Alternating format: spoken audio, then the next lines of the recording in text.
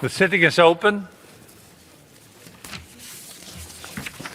Next item on our agenda is the debate on the progress report of the Bureau and the Standing Committee, which you find in document 15658 and addendums 1, 2 and 3.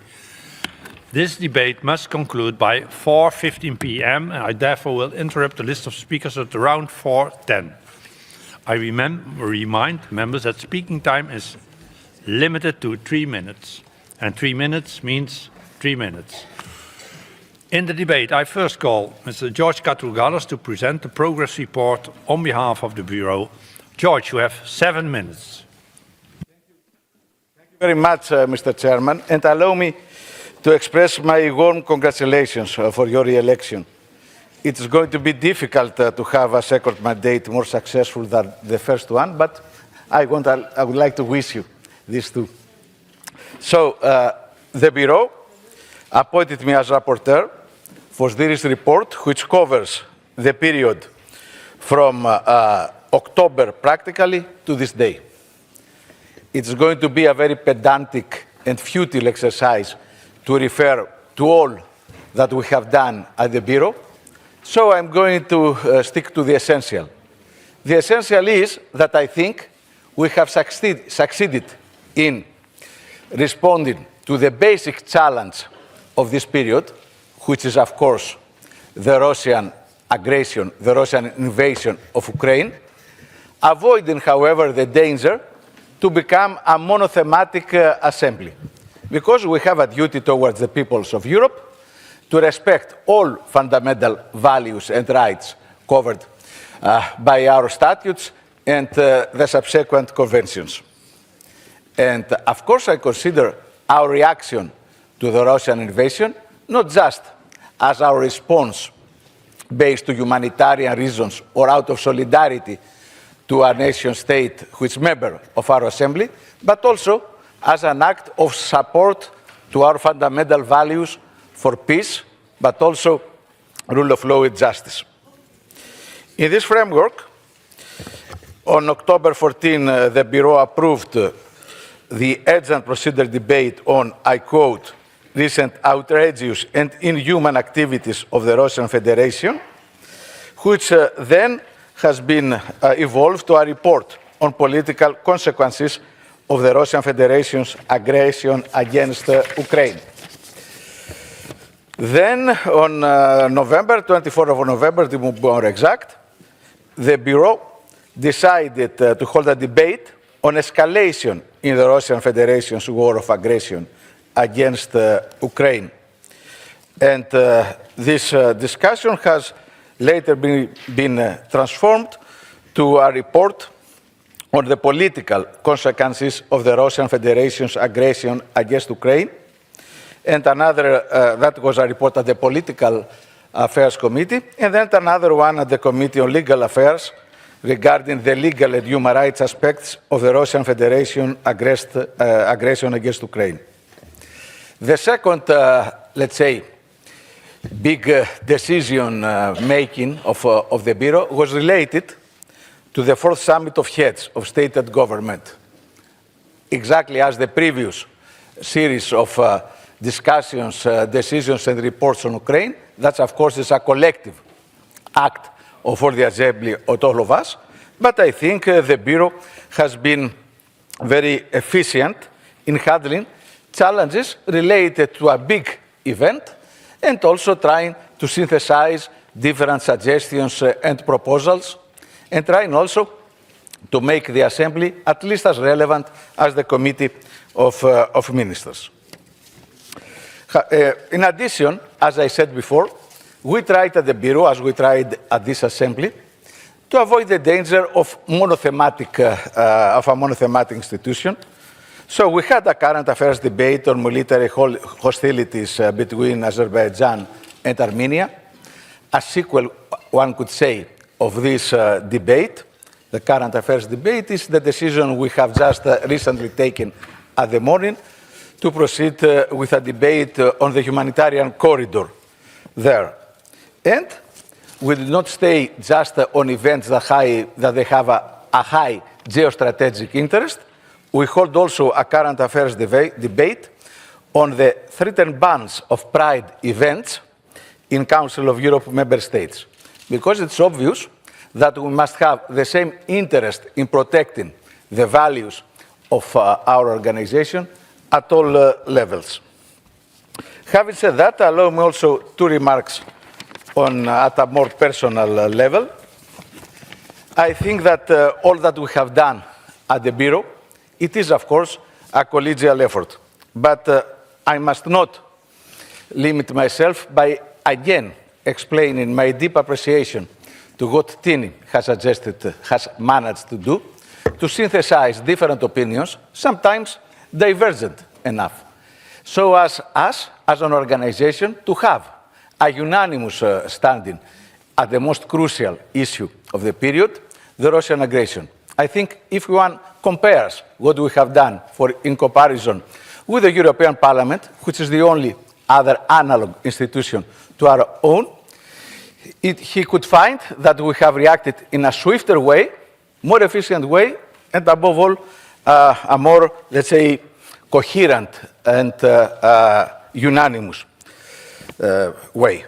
Finally, we must not allow ourselves not to face new challenges regarding other important cases of non-commitment with our values. I have in mind especially the reluctance of Turkey to execute by many ways the judgments of the European Court of Human Rights. The case of Kavala is the most eminent, but not the exclusive one. And I think we should remain to focus on what's happening in Ukraine, supporting our solidarity there, but trying to investigate if we can also promote perspectives for the peace there. Many thanks, dear Chair. Thank you very much, Mr. Rapporteur George, for your presentation of the progress report. We now start with the list of speakers.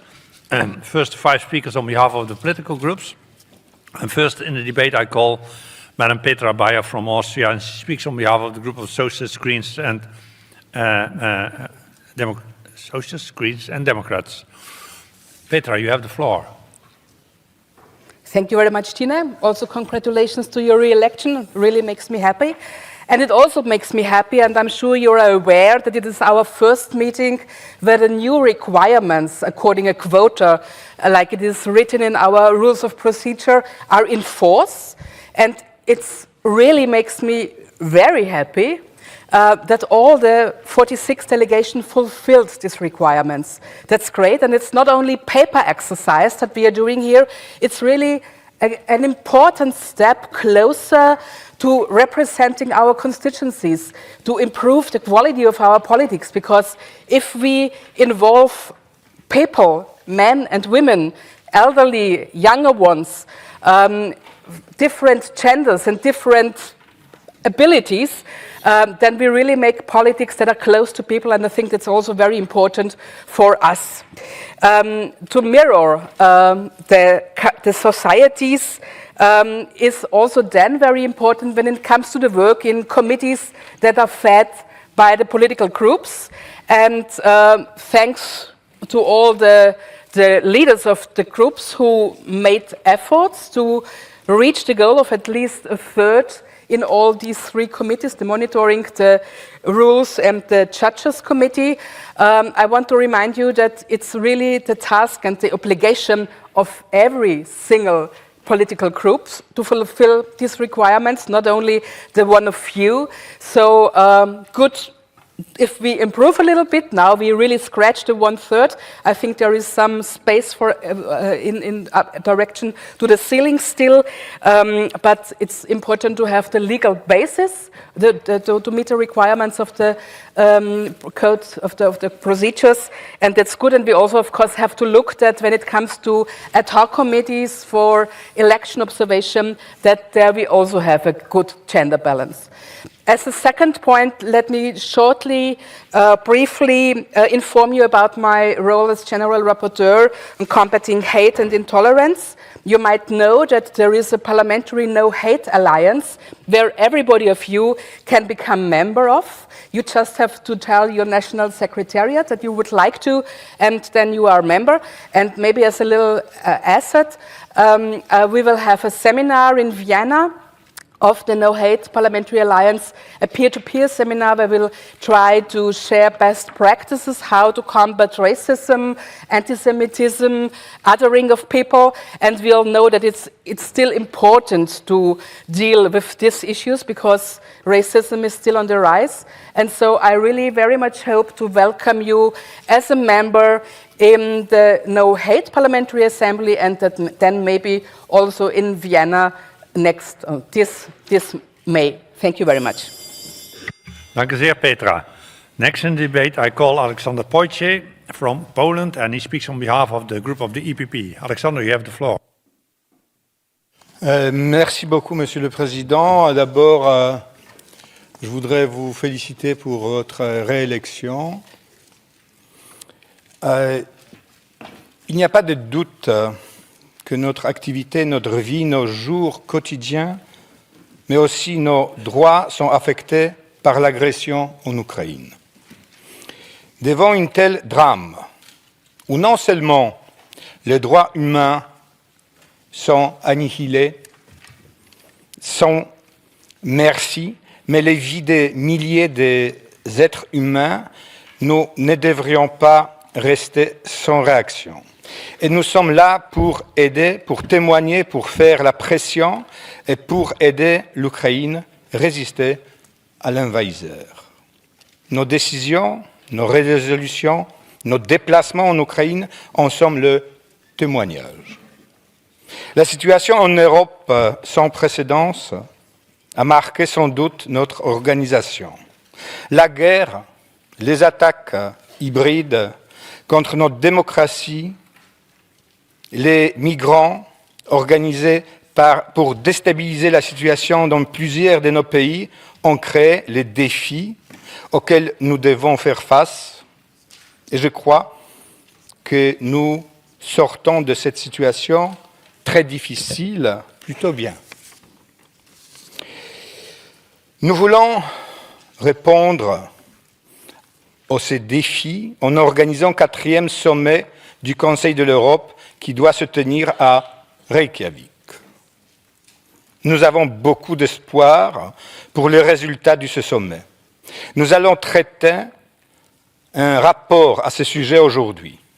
J'espère que notre voix, la voix des parlementaires, émanant par le contenu de ces rapports, va être pris en considération. J'espère aussi que le gouvernement islandais va prendre aussi en considération l'expérience du 3e sommet qui s'est déroulé à Varsovie en 2005, où une vaste participation des représentants de la société civile était largement assurée. Nous ne devons pas non plus oublier la situation au Caucase et aux Balkans, et nous devons veiller à ce que cette situation ne tourne mal. Merci beaucoup. Merci à vous, Alexander. Next in the debate, I call Mr. Julian Bulai from Romania, and Julian speaking on behalf of the ALDE group. Julian, you have the floor. Thank you so much, President, and congratulations for your re-election. And on behalf of the ALDE group, I wish you good luck for the coming year. Dear colleagues, it soon will be an entire year since the war is raging in Europe, the assaulted country being a member of our Assembly. The war in Ukraine keeps making victims. It is still destroying not only the Ukrainian infrastructure and the lives of people, but also the decades-old peaceful development of Europe. This war, as any war, is an insult to humanity, and this reality shapes everything we are doing. On behalf of my group, I would like to underline the key points of the upcoming session. The shadows of destruction and armed conflicts risk spreading well beyond the current borders. activating frozen conflicts under the influence of warmongering from the part of nefarious political actors. We see how the tensions between Armenia and Azerbaijan is rising again, fueled by the same old geopolitical influences, and it is replicating thousands of kilometers away at the Kosovan-Serbian border. The European community, the international community has to continue the efforts in finding lasting solutions for these tensions that are menacing the continental peace. We also need to find ways and means to offer the necessary framework of support for the country most exposed to the risk of an expanding armed conflict, namely the Republic of Moldova. Council of Europe and the European Union should work together in finding the best guarantees for Moldova, its borders and sovereignty to continue its path towards social, economic and democratic development.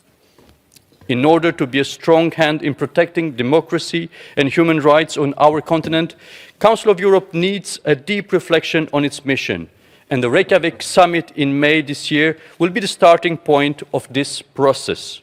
We are looking forward to the debate on the excellent report prepared by our colleague Fiona O'Loughlin. Let me just underline the key areas where ALDE thinks Council of Europe could do more in order to be relevant. The International Tribunal, the new generation of human rights, above all the right to a healthy environment, and the very important proposal of a Commissioner for Democracy. I would very much like to thank our colleague Mr. Cilevic and Mr. Howell, who visited recently Osman Kavala in the Turkish prison, where he spent almost 6 years. European Court of Human Rights system is a very special tool that we have put in place in Europe to have more democratic security and the rule of law. And it is extremely important that all member states abide by these rules. Finally, on behalf of my group, I would like to draw attention of our Assembly to the growing number of political prisoners in Belarus and Russia. Maria Kolesnikova and Ales Belyatsky, Alexei Navalny and Vladimir Kara-Murza, and many, too many prisoners of conscience, fighters for freedom and democracy. We do need to work harder in order to support them and end the persecution that they are subject to. A general rapporteur for political prisoners could be a useful tool to keep this situation high on our agenda. On behalf of the ALDE group, I invite colleagues to support this proposal in the Legal Affairs Committee. Dear colleagues, Council of Europe we should agree at a crossroads in a unique historical moment when it needs and it has to reinvent itself so that it stays true to its mission in a meaningful, not formal way. Thank you. Thank you, Julian. Next in the debate, I call Mr. Zalt Nemeth from Hungary, and he speaks on behalf of the ECDA group. Zalt, you have the floor. Thank you, President. I would like to congratulate to you and to all new office holders of this Assembly. I wish you a successful work to all of you in the coming year. I would like to congratulate also to all national delegations. We had not an easy challenge in front of us. We had to create appropriate gender balance in the organization. 1/3 of all national delegations are now ladies. And we have done it. I was doubtful about our ability to do this, but we have done it, so congratulations to all national delegations who have been able to fulfill this debated target. I do agree with all my colleagues who said that the fourth summit in front of us is a major challenge for the year. And I believe that our preparations for the fourth summit have been extremely important. I would rather say that the Parliamentary Assembly has been the driving force behind this fourth summit. And now, I think in the coming period, in the last phase of the preparations, we will have to make it a success story, and this will be not to a small extent on the shoulders of the Parliamentary Assembly and on us. We shouldn't forget that until now we have done quite a few important steps into this direction. Fiona O'Loughlin had a fantastic work, and congratulations to her. We should all remember that the war was the spark of the whole initiative, and we shouldn't forget that the Russian aggression cannot stay without consequences. Impunity is unacceptable in all ways, and I think our organization has a responsibility and a possibility in this regard. But also, for our organization, it is a unique opportunity to redefine our identity, who we are, why we are, what we do. And in the last 18 years, there was no such a similar opportunity like this fourth summit. And I think all the decided elements, for example, the environmental rights, just to mention one, is showing the right direction. And one other element I would like to mention finally is the cooperation between the Council of Europe and the European Union. We need to create a much closer cooperation if we are thinking about the future of the whole continent. Ladies and gentlemen, we have to make the fourth summit a success. Thank you very much for your attention. Thank you, Zalt. And now I call on debate Mr. André Hunko from Germany, and André speaks on behalf of the UEL group. André, you have the floor. Vielen Dank, Herr Präsident, auch im Namen der Linksfraktion. Herzlichen Glückwunsch zur Wahl. Das war auch wirklich eine herausragende Arbeit, denke ich, im letzten Jahr, die du, Tini, da geleistet hast. Ich stimme auch allem zu, was unser Berichterstatter George Katrougalos gesagt hat. Vielleicht ein Wort nochmal zum Krieg, den wir ja alle hier verurteilt haben, zum russischen Angriffskrieg. Ich glaube, wir müssen neben dieser klaren Verurteilung auch darüber mehr nachdenken, welche Möglichkeiten es gibt, diesen Krieg zu beenden. In meinem Land, in Deutschland, wünschen sich 75% der Menschen mehr diplomatische Initiativen. Ich glaube, darüber haben wir zu wenig diskutiert, und ich glaube, dass das dringend notwendig ist, weil sonst die Gefahr besteht, dass dieser Krieg einen jahrelangen Abnutzungskrieg und vielleicht zu einer weiteren Eskalation führt. Was den Gipfel in Reykjavik angeht, da ist vieles gesagt worden. Ich teile das, was auch Julian Bulay gesagt hat bezüglich Erweiterung der fundamentalen Rechte um Umweltrechte, um möglicherweise die Einrichtung eines Kommissars für Demokratie, weil wir in ein Demokratieproblem auch in einigen Staaten kommen, und natürlich den EU-Beitritt zur Europäischen Menschenrechtskonvention, der ja seit 2009 überfällig ist, seit 13 Jahren sozusagen, dass wir da endlich zu einem Abschluss kommen. Es ist eben auch angesprochen worden, die Möglichkeit der Einrichtung eines Art Berichterstatters oder Kommissars für politische Gefangene.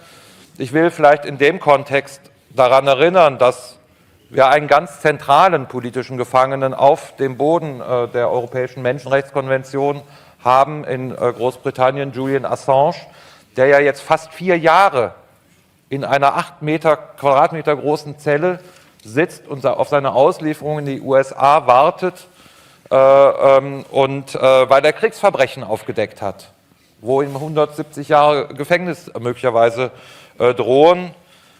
Und ich will daran erinnern, dass diese Versammlung im Januar 2020 sich der Einschätzung des Berichterstatters der UN, Nils Melzer, angeschlossen hat und der Forderung angeschlossen hat, Julian Assange sofort freizulassen und die Auslieferung zu verhindern. Auch die Menschenrechtskommissarin hat sich da in die Richtung ausgesprochen. Ich will darauf hinweisen, wir werden morgen ein Side-Event auch dazu machen, zum Thema, wo die ganzen Anwälte auch da sein werden, um über die konkrete Situation zu sprechen, weil dieser Fall, wie gesagt, ist ja Basis der Menschenrechtskonvention, ist auf dem Mitgliedstaat der Menschenrechtskonvention, und er kann eben auch beim Europäischen Gerichtshof für Menschenrechte landen. Vielen Dank. Danke sehr, André. Now I call on the debate Mr. Ruben Rubinian from Armenia. You have the floor, Ruben. Thank you. Dear colleagues, since Mr. Katougalos and some of the other speakers mentioned the Armenia-Azerbaijan issue, I'd like to update you on that. I won't talk about Nagorno-Karabakh itself because we will have a different debate on that, a separate debate, but I will update you on the relations between Armenia and Azerbaijan. Dear colleagues, during the last session, we held a debate after Azerbaijan attacked the sovereign territory of the Republic of Armenia, occupied some part of it, and bombed civilian infrastructure deep inside Armenian territory. Back then, during the debate, most of the speakers called on Azerbaijan to immediately withdraw its troops from the sovereign territory of Armenia. And now a couple of months have passed, and unfortunately I can't say that this has happened. Azerbaijan continues to occupy sovereign Armenian territory, and recently the president of Azerbaijan, Mr. Aliyev, proudly said that Azerbaijan now has better positions which will be needed in the future, and that Azerbaijan reserves itself the right to strike objects both within Azerbaijan and outside of it, whether it will be needed. But this is not the most horrendous thing that Mr. Aliyev said. In an act of revisionism and warmongering, he said that half of Armenia is historic Azerbaijan, including the capital, Yerevan, and he called Armenia Western Azerbaijan. This term, this revisionist, irredentist term, Western Azerbaijan, has now entered official Azerbaijani language, and you know, it's an obvious intent to continue the aggression against the Republic of Armenia, and this shouldn't be acceptable. Dear colleagues, you all, better than no one, know that wars, aggressions, start with words. And you can easily recognize words which can potentially lead to aggression, to unlawful aggression. And I think this is the time that we should stop just talking about the aggressive state of Azerbaijan, but it is this time that we need a resolution on Azerbaijan, a state the president of which openly talks about his plans to create aggression against its democratic neighbor. This shouldn't be acceptable for our organization. This should be acceptable for Europe, and I count on your support. Thank you. Thank you, Ruben. Next speaker in our debate is our former president, Rick Daams from Belgium, and he speaks from Belgium. Rick, you have the floor. Thank you, Chair. I'm not speaking on behalf of ALDE, I'm speaking on behalf of the Network on a Healthy Environment, which was established in January last year on the basis of the resolutions and recommendations that we passed unanimously in 2021, where we asked to establish a protocol on the Convention of Human Rights and even also to have some legally binding instruments as others in the Social Charter. What I'm doing now is I'm trying to give some kind of a progress report, a sub-progress report to Katougalos, because we believe in the network that all networks, all 5 of them, should on a regular basis inform the plenum. What do you do? Where do you stand? What are your targets? How far off your targets are you? And basically ask for support, but at the same hand, giving way to the fact that a parliamentary network is kind of a special forces unit into national parliaments. This is what we are. And so this is a very extremely important potential tool to bring issues from this House into the 46 houses nationally. So, just a small report. We now have 55 members out of 30 countries. We even extended that to the national delegations leaders, which basically means that we cover all of the member states. Not all of them are active enough, but we're working on it. We basically already had 7 meetings with a number of results. We will have our 8th meeting on Wednesday. We will have our 9th meeting in Marrakesh, and the tool or the target is to have kind of a business plan, you know me, Mr. Chair, in the April session in order to hit hard and get towards results, because the April session is before the summit in Reykjavik. The point is that CDDH needs to make a legally binding tool. They're dragging their feet, so we need to go through the national parliaments and put the pressure to the governments where they are in all of their countries in order to push them to go to the summit and to agree through their heads of state that environment, yes, is a human right, whether it's through a protocol, whether it's through some other legally binding matter. But the network as such is the bottom-up tool that we can use in a proper way to indeed push governments in our national parliaments to do what we, in this case, in a unanimous way, have put on the table. So this is why I think it's very important. This is why we think from the network we should have a progress report on a regular basis here, not only to ask for your support, but to give you support, because we are developing tools for our members to use in their national parliaments. Just one example, we now have a kind of a resolution on environment and human rights. It's ready-made. It's like a copy-paste that each and every of our members can put on the table in the national parliaments, move on it. I hope this can go fast, because then in April we can indeed have kind of a business plan, and then on the summit this can come on the table. And let me end by congratulating you by your re-election and putting immediately the pressure on you, because we from the NEPCO, Mr. Chair, we expect you to put environment and human rights on the agenda and to push it through, and we thank you in advance. I have heard the progress report, or the sub-progress report of our former president, and I'm taking very well note of it. And I think it's our common obligation, because as you said, Rick, we have adopted this unanimously. So we have to show now that we stand for our decisions. Thank you very much. Next in the debate, I call Mr. Samet Seydov from Azerbaijan. Samet, you have the floor. Thank you, Mr. President. Actually, I was going to speak about the forthcoming summit of the member state leaders, but my Armenian colleague pulled me back again to the problem which we have. Unfortunately, information which Mr. Rubinyan just gave to our colleagues and friends absolutely out of agenda. 2 years ago, we brought justice to our territory. We liberated our lands from occupation. And I want to remind my respectable colleagues that half of Azerbaijan had been occupied by Armenia.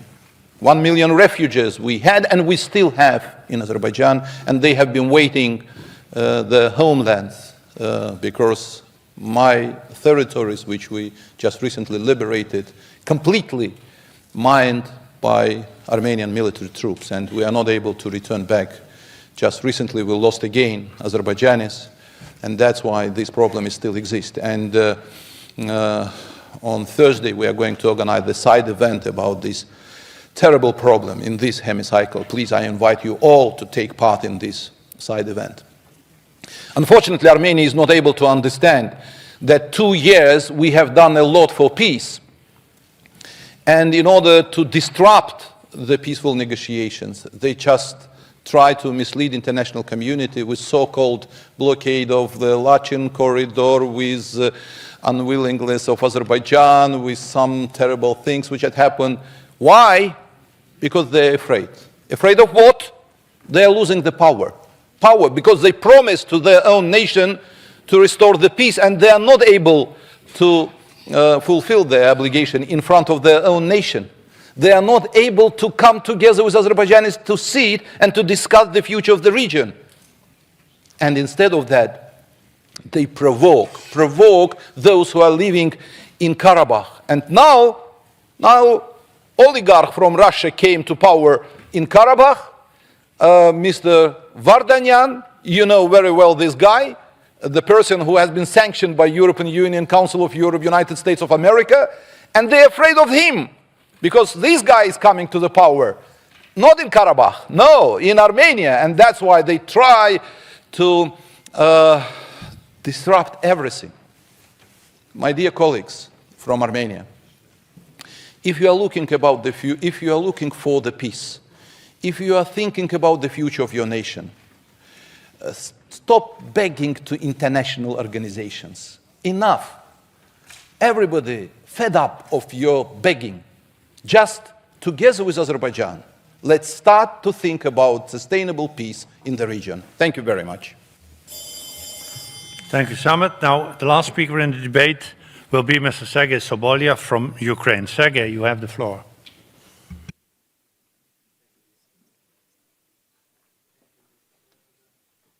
You should use another microphone, Sergei.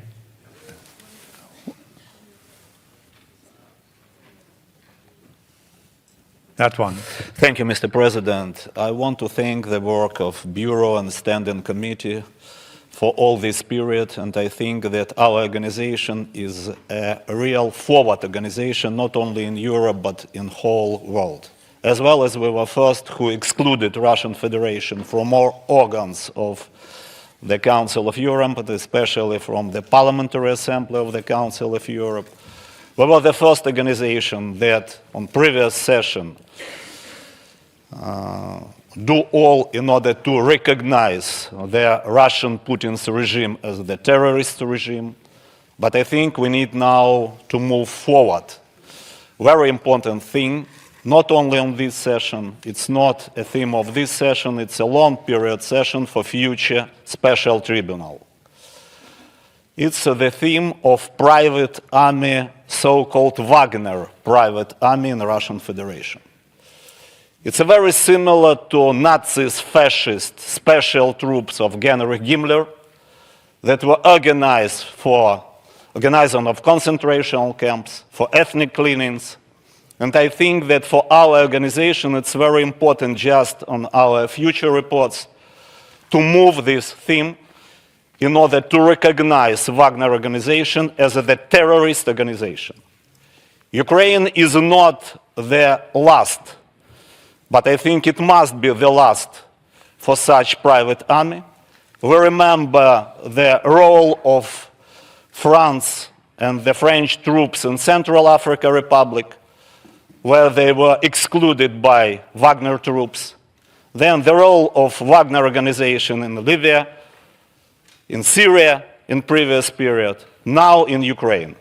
And I think that it's very important to understand that all methods of organizing of concentration camps that were organized by Wagner troops, all their methods that they are doing now in Ukraine, and then where they have an excellent lessons on previous countries, I think it's the main danger now in order to understand that the future of war is now in the most dangerous stage.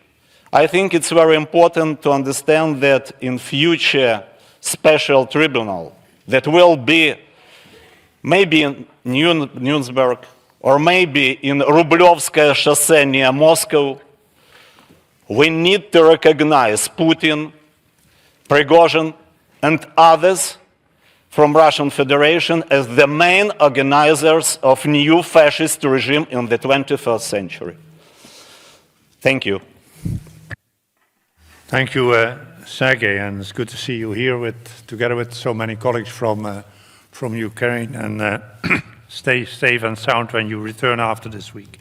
I must now interrupt the list of speakers. The speeches of members on the speakers list who have been present during the debate but have not been able to speak may be given to the table office for publication in the official report. I remind colleagues that the texts are to be submitted in TypeScript electronically, if possible, no later than 4 hours after the list of speakers is interrupted. I now ask Mr. Katrogalis to reply. You have 3 minutes, George. Thank you very much, Mr. Chair. I won't exhaust this time. I understand that I'm speaking on behalf of the whole Bureau, not to express the political views of my group or my personal viewpoint. But I would like to stress the fact that all of you have witnessed that despite the very important political and ideological differences we have, we demonstrated, even in this discussion, the spirit of respect and full commitment to the values of this organization. And I think this is going to continue to the future. Thanks, Mr. Chairman. Thank you very much, George. The debate is now closed. The Bureau has proposed references to committees for ratification by the Assembly. Is there any objection to the proposed references to committees? Do not see any, so they are approved.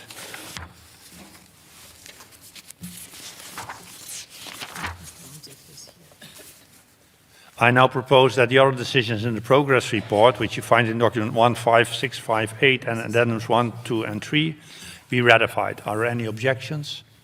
That is not the case. The progress report is approved.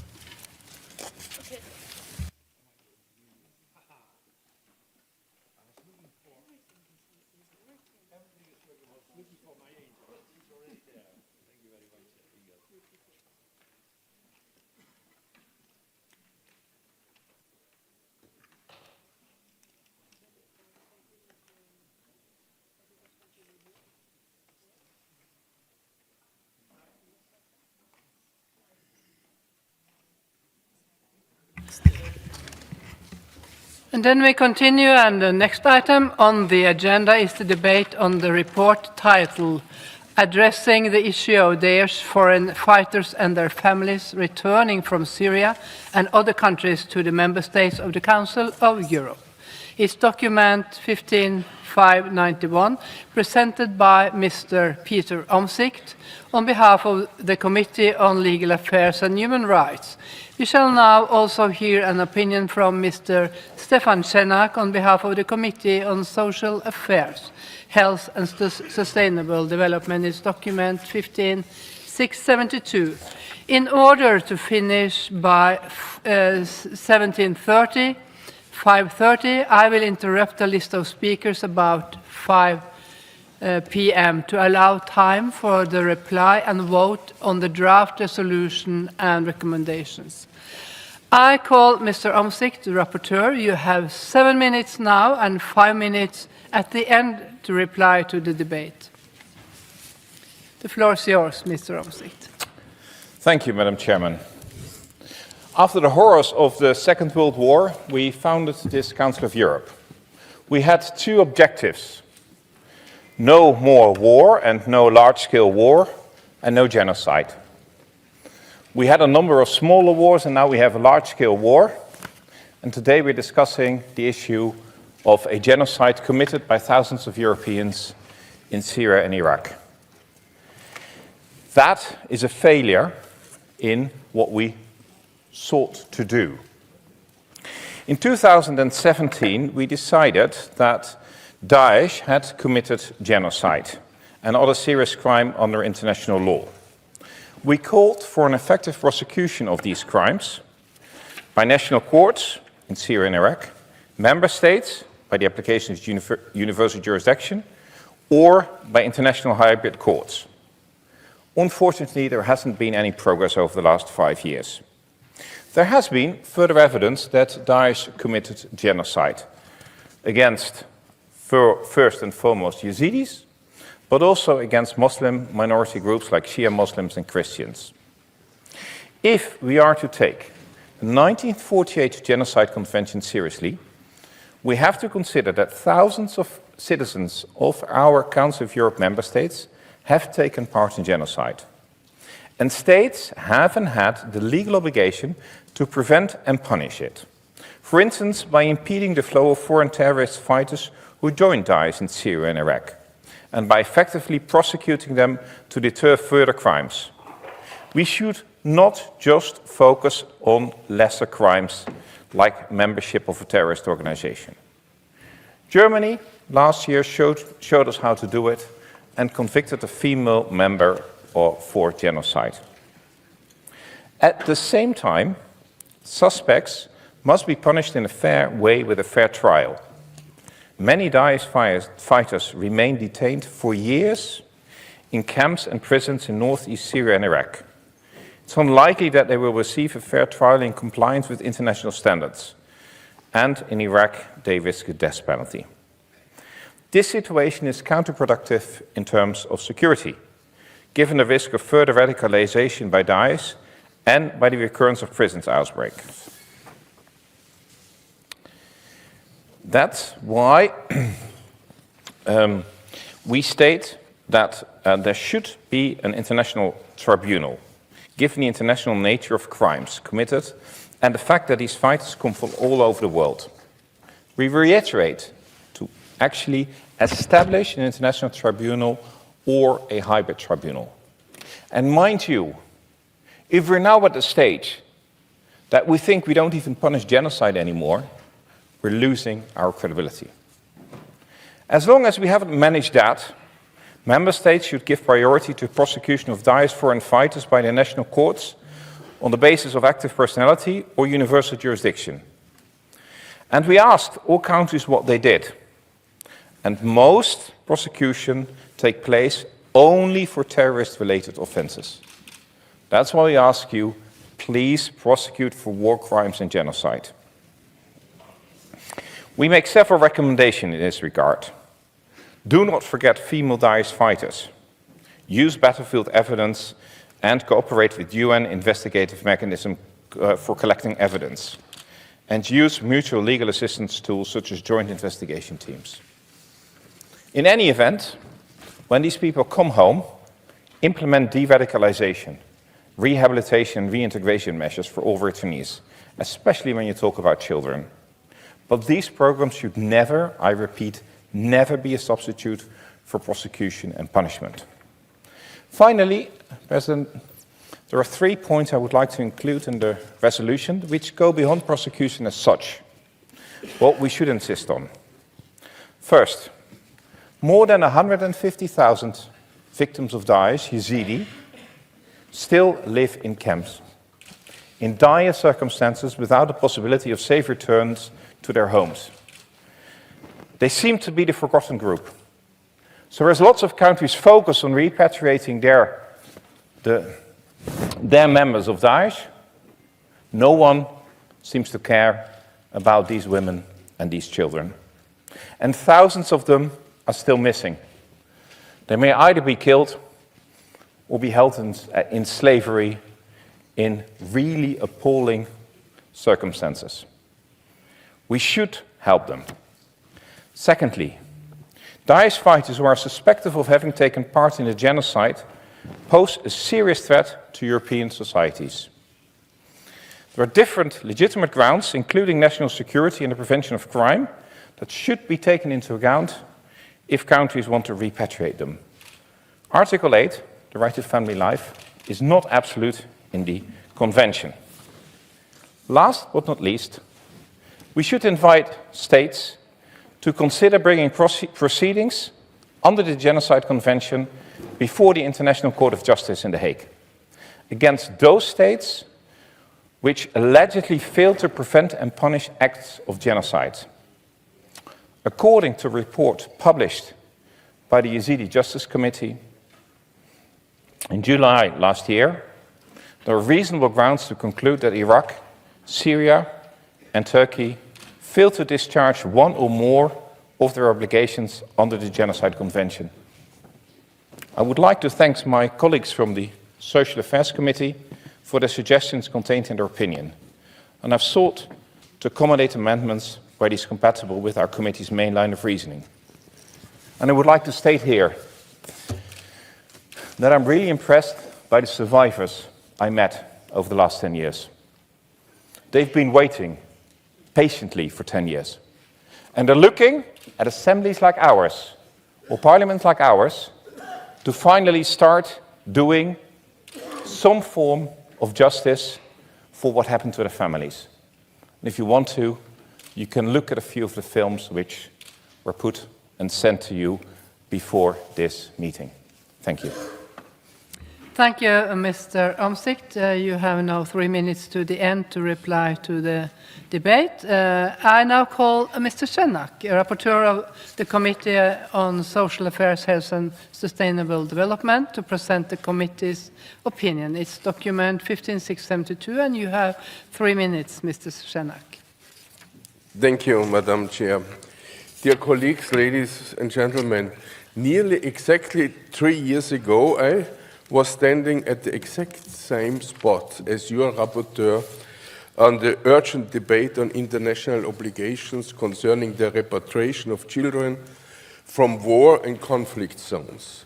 3 years later, we are discussing once more the fate of thousands of children still stranded in horrible, inhumane conditions in squalid camps in Syria and Iraq. According to Human Rights Watch, nearly 43,000 men, women, and children of foreign origin linked to Daesh are still detained in Syria alone. What was changed in the last 3 years? On the positive side, and I'm really thankful about that, several European countries have made great efforts and have managed to repatriate their national children, often together with their mothers as primary caregivers. Many other children remain in this camp, and sadly, that a lot of children have died in those camps.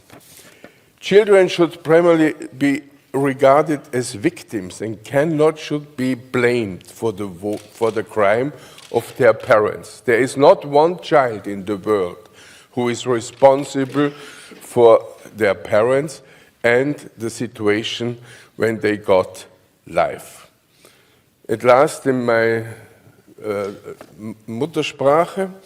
Ich bin kein Jurist. Ich brauche auch kein Jurist zu sein, um für Menschenrechte und Kinderrechte einzustehen. Aber ich glaube, es ist ganz, ganz wichtig, dass unsere Versammlung weder Rachegedanken noch juristische Spitzfindigkeit verliert. Kinder dürfen nicht für ihre Verbrechen der Eltern bestraft werden. Ich freue mich, dass Herr Omtzig und ich heute Morgen einen Kompromiss gefunden haben, was die Abänderungsanträge geht. Wir sind beide nicht vollkommen glücklich. Das ist der Charakter eines Kompromisses. Aber ich bitte Sie, das Kompromissamendment Nummer 13 auch in der Weise zu unterstützen. Es geht, denn für die Kinder sollte nach 3 Jahren die Hölle genug sein. Und es ist noch einmal Zeit zu unterstreichen, holen wir die Kinder zurück. Danke. Thank you, Mr. Schenak. And then we continue on the list of speakers on behalf of political groups. And in the debate, I call first Mr. Ivo Davor Stier from Croatia and representing EPP Group.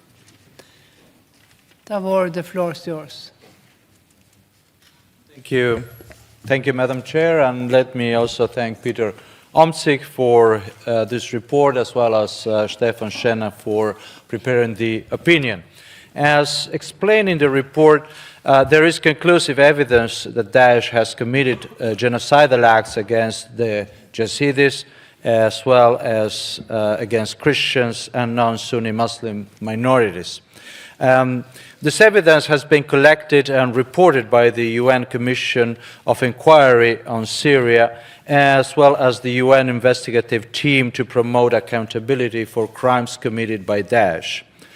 As the rapporteur has said, the Council of Europe was founded after the terrible experience of World War II with the aim to prevent future wars, war crimes, crimes against humanity, and genocide. Unfortunately, today we're again witnessing a war of aggression on European soil, that one launched by Putin's regime against Ukraine. This can only remind us of the original purpose of our organization and the obligation of our member states, and as Peter Omtzig rightly does in his report, by insisting on the prosecution of suspected Daesh fighters. In this sense, the European People's Party supports the recommendation to encourage all member states to participate in setting up a special international tribunal or a hybrid tribunal with jurisdiction over international crimes committed by Daesh foreign fighters. And pending the setting up of such a tribunal, to give priority to the prosecution by national courts, prioritizing, where possible, cumulative prosecution of Daesh foreign fighters for both terrorism-related offenses and international crimes as genocide, crimes against humanity, and war crimes. At the same time, we also stress the importance of designing and implementing rehabilitation and reintegration strategies for returning Daesh fighters and their families. And with regards to foreign fighters' children, the best interest of the child should always be the guiding principle. Finally, let us not forget that at the center of all our efforts should be always the victims of Daesh in this case, and therefore it's essential to support the Iraqi authorities, the UN and other organizations in locating the missing Daesh victims and ensuring the safe and voluntary return of survivors to their areas of origin. Once again, let me use these last seconds to thank Peter Omtzigt for his report. Thank you. Thank you, Mr. Davor. And the next speaker is Mr. Rick Dames on behalf of ALDE and from Belgium. The floor is yours. Thank you, Madam Chair. Our group has had a profound discussion regarding the prosecution of Daesh foreign fighters from Syria. Our group supports the establishment of a special international tribunal or hybrid tribunal with jurisdiction over international crimes committed by Daesh foreign fighters. Now, the report insists that a trial at home is essential because their prosecution in Syria or Iraq is currently not an adequate and human rights compliant solution, and there is a risk of further radicalization by Daesh in camps and the resurrection or the recurrence of prison breakouts, which may lead to an increase in the number of foreign fighters returning to Europe. The report points out that in some countries the public prosecutor insists on having trial in the country of origin. This would ensure, so they say, that they are effectively prosecuted and that there is a real follow-up during and after their detention. Part of our group is of a different opinion, part of our group is of this opinion. So those who are of a different opinion feel that the report puts too much emphasis on the priority that should be given to the prosecution by the respective national courts of suspected Daesh fighters. Amongst other things, trial at home, so is their opinion, poses serious problems regarding the gathering of proof of the heinous crimes they committed and therefore influences the charges and influences a far too low potential sentence. Thus, one should not dismiss the establishment of hybrid tribunals within their national courts with assistance from international experts on the grounds that the Iraqi or Syrian authorities are not giving enough support. These two positions are not reconcilable. It's as simple as that. Another element we wish to, as a group, put forward is the fact that regarding the implementation and rehabilitation and reintegration strategies for all returning Daesh foreign fighters and their families, we insist that the focus should first and foremost be on the interest of the child, and not, as it is currently the case, the parents. The rights of the child prevail on other rights. We insist that our Assembly has a moral duty to ensure that innocent children do not pay to their parents' crimes. The proposed amendment, I believe there is a compromise, probably will be supported by all of our group. Finally, there is a problem of fighters that have a double nationality. Also, this gives little redemption towards the crimes committed against Yazidis, Christian and non-Sunni Muslim minorities. Many of these acts, such as enslavement, sexual slavery, rape, imprisonment, torture and murder, also amounted to war crimes and crimes against humanity, and we feel that this should be more explicitly in the report. As a result of these different opinions, we do congratulate the rapporteur on the report because it is an important one, but our members will vote accordingly to their opinion concerning the report. Thank you. Thank you, Mr. Dames. Now I call, but I do not see her on the place 208, Mrs. Olena Komenko from European Conservatives. She is in the plenary. No, I do not see. Then we go to Mr. Emmanuel Fernandez, United Left from France. The floor is yours.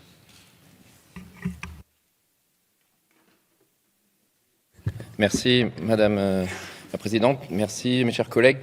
Nous tenons à nous féliciter que le sujet du traitement des combattants étrangers de Daesh et leurs familles qui sont ressortissants de nos États membres soit enfin traité. Je tiens tout d'abord à saluer les forces armées kurdes pour leur contribution décisive dans la lutte concrète contre les forces de Daesh. Le courage et la détermination exemplaires de ces hommes et femmes nous obligent. Ils nous obligent à les défendre et à assurer leur sécurité. Mais ils nous obligent aussi à trouver une solution pour juger et condamner les membres de Daesh, aujourd'hui détenus dans les camps ou des prisons en Syrie et en Irak. Les conditions indignes de détention qui règnent doivent nous pousser à agir avec mesure et précision, mais sans tarder. Nous soutenons la demande d'incrimination des combattants de Daesh pour génocide et crimes contre l'humanité, en plus des accusations de crimes de guerre et de terrorisme. Il convient donc que l'ensemble des États membres déploient l'arsenal judiciaire qui convient pour répondre à ces crimes. Nous soutenons par ailleurs la demande de création d'un tribunal international pour juger ces crimes. En effet, ce conflit et ces crimes regardent l'ensemble des pays du monde, tant par la présence importante de combattants étrangers que par la nature même des crimes qui ont été commis. De plus, nous ne pouvons nous contenter. Moreover, we cannot simply content ourselves with dealing with the status quo, and we share the strong concerns as to the guarantees that must be given in terms of trials that already happened. The right to defense and a fair trial are not negotiable items, even for the most hateful crimes, and I would remind you again of our very firm position concerning the death penalty. In the hypothesis where an international tribunal not be possible to be created, we would therefore need to do everything possible to set up hybrid tribunals, as we have said. That said, time is running out, and the report emphasizes correctly that it is unbearable to cause further years to be lost given the functioning of the camps in which Daesh fighters and their families and children are being held. The Kurdish people has given 12,000 lives to defeat Daesh, and we cannot now seem to resolve ourselves to the idea of Daesh being reborn in those camps. So member states must decide that they will be judging their own nationals. And I will conclude by also touching upon the issue of children. In paragraph 11, where they talk about automatically breaking all family ties, the rapporteur spoke very correctly about the need to have work for reinsertion for criminals who would not be condemned to long sentences, and it seems to us that this request contradicted that. But it seems to me that we can go in the direction of a compromise in a few minutes' time. Thank you very much. Thank you, Mr. Fernandez. And the next speaker on behalf of the Socialist Group is Forat Benchika from Belgium. The floor is yours. Thank you, Madam Chair.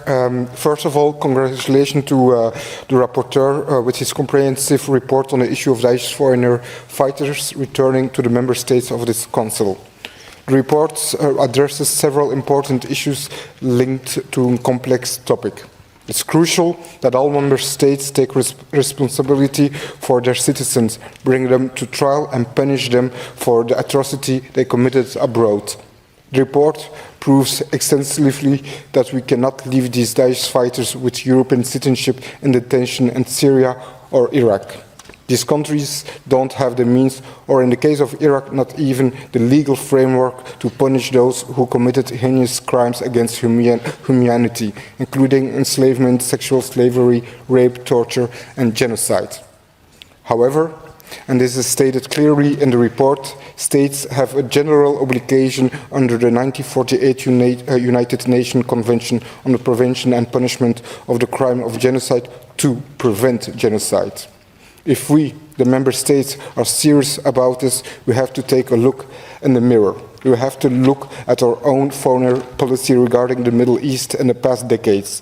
We need to investigate why people are willing to leave their home countries behind to commit crimes in the name of an evil ideology. Therefore, it is essential that children of this criminal are repatriated to the European states of which they are citizens. Children should never pay the price of their parents' crimes. Every decision regarding separating children from their mother or primary caregiver should be taken with the best interest of the child in mind. We owe it to these children, who are victims too, who are the future generation of Europe, to reintegrate them in our society. This includes children who recently have reached adulthood and spent their formative years suffering under a criminal regime. We learn from this report that international terrorism is an enormous challenge to our legal system and puts a burden on our society. Therefore, let's not forget to invest in researching and tackling the root causes of terrorism and invest in pre-radicalization, not only in de-radicalization. This is the best investment in our shared European values and our safety. Thank you. Thank you, Mr. Benchika. Then we continue on the speakers list, and the next speaker is Andrea Valini from France and representing the Socialist Group. The floor is yours. Merci, Madame la Présidente. Thank you, Madam President. Today, in Iraq and in Syria, children are living in appalling conditions. some are European nationals whose only crime was to be born of jihadist parents. These children live surrounded by barbed wire, in tents, poorly fed. They endure the extreme cold of the winter and the stifling heat of the summer, with no work and left to their own devices, having witnessed and been hostage of the cruelty of life in the camps. At any time they may be subjected to physical and sexual abuse without any care or food worthy of the name, without any school or psychological support. Often they are physically and psychologically mistreated because their parents made the obviously inexcusable choice of supporting jihadism. But since when in our states run by the rule of law have we punished children for the crimes of their parents? I personally visited one of these camps in Iraq, and I appealed to the French Senate and government twice to get France finally to repatriate all the children that it's still leaving in these squalid camps. And for 4 years now, many states have placed justice and reason above vengeance. The fear that dare not speak its name of public opinion, whom we wrongly presuppose would be unreceptive to a degree of justice and humanity, should not divert us from our fundamental humanist values. Even if our colleague Stefan Schenak has a very broad interpretation of the judgment of the European Court of Human Rights of the 14th of September of last year, I wholeheartedly endorse his analysis that the higher interest of the child should be our moral compass. There remains, of course, the question of adult European nationals held today in Iraqi or Syrian prisons, and I remain convinced, given their crimes, that they should be tried by an international court. And in any event, we need to collate and retain all the evidence and testimony regarding these crimes. In 2021, France and Sweden set up a joint investigative team supporting the procedures covering the international crimes committed by foreign terrorist fighters, especially against the Yazidi population in Syria and Iraq. And of course, such initiatives should be encouraged. Thank you.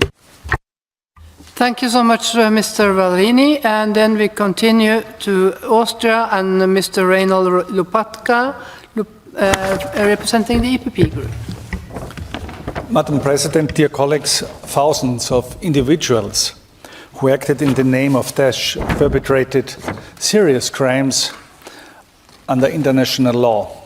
There is conclusive evidence that Daesh has committed genocidal acts against members of Yazidi, Christians, and non-Sunni Muslims. Many of these acts, such as enslavement, sexual slavery, rape, imprisonment, torture, and murder, also amounted to war crimes and crimes against humanity. With the territorial defeat of Daesh in 2017, thousands of people of these terrorist groups, mostly women and children, stranded in crowded camps in Syria and in Iraq, with limited access to food and, of course, also limited access to medical care. The largest camps in the northeast Syria are Al-Hol and Al-Roj. I had the chance to visit these camps in December 2019, and I got direct information about the dire situation there and the security concerns which were mentioned already today. To address this FDF, foreign terrorist fighters phenomenon, the UN Security Council adopted a series of resolutions where it established requirement for member states to develop and implement comprehensive and tailored prosecution, rehabilitation, and reintegration strategies for individuals. And in January 2020, the UN issued also a report on monitoring of nearly 1,000 trials held by Iraqi courts in the previous 2 years, resulting in conviction for crimes related to ISIL activities. These trials convicted also people under the age of 14, and moreover, the fairness of these decisions was questioned by UN officials. So the international response to the issue of foreign terrorist fighters, including repatriation and prosecution by their respective home countries, has been inadequate, of course. And this shifts also that the security risks elsewhere on a temporary basis and further amplifies a future terrorist threat. And because of the war in Ukraine and other big challenges like inflation and climate change, we have not put this issue on the priority list of our national parliaments. So it is very important that we have this report today on our agenda. Children are first and foremost victims and should not be held accountable for the acts of their parents. Thank you, Mr. Lopatka. And then we continue to Hungary and Mrs. Monika Bartos from the European Conservatives. The floor is yours.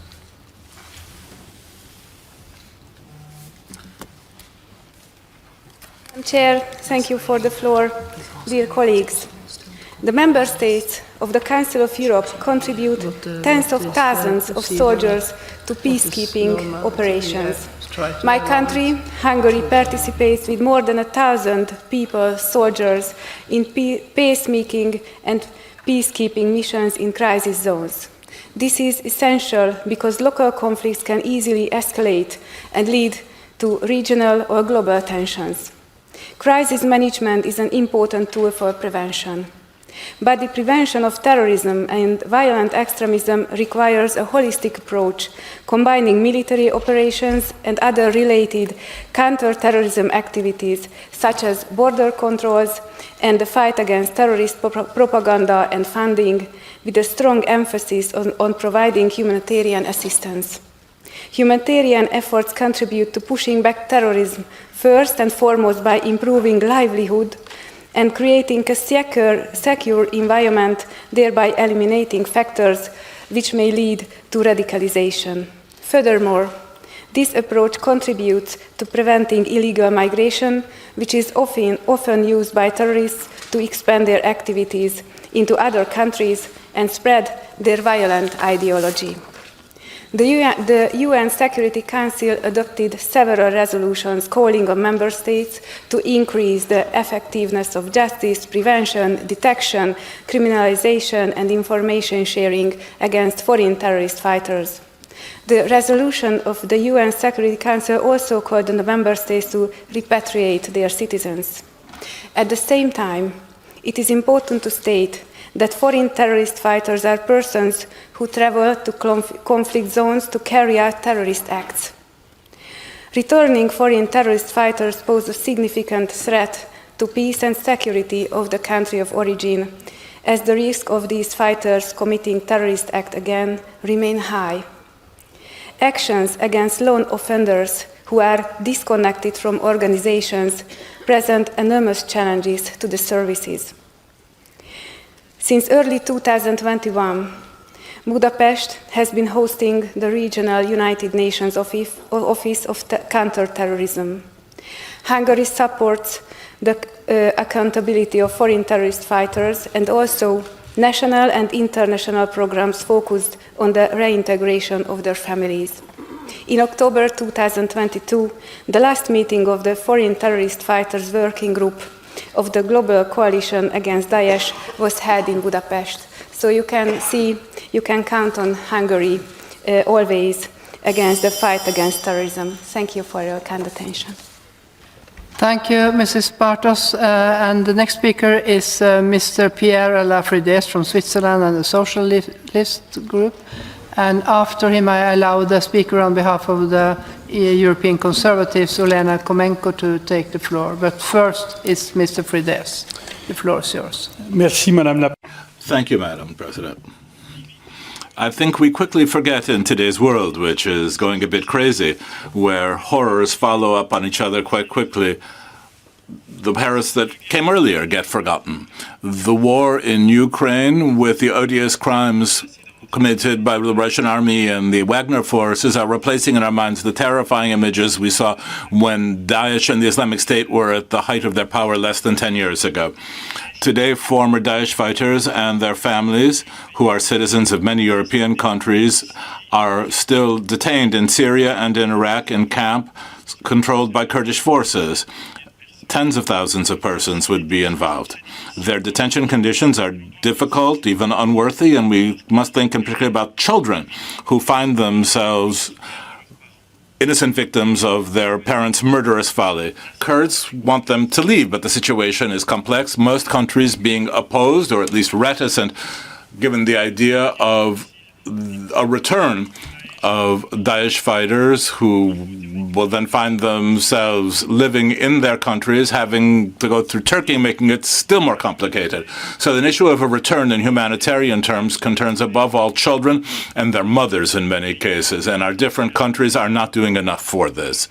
By way of proof, Saturday, 21st of January, I saw on France 24 that France was being criticized by the United Nations Torture Committee because France was not taking the necessary measures to avoid inhumane or degrading treatment, I quote. Last September, CIDH criticized France for its inactivity in this file and the fact of not having gone into greater depth in examining requests for repatriation. And I'm talking about France just by way of example. Many other countries have the same attitude, and my country, Switzerland, is not an exception to this.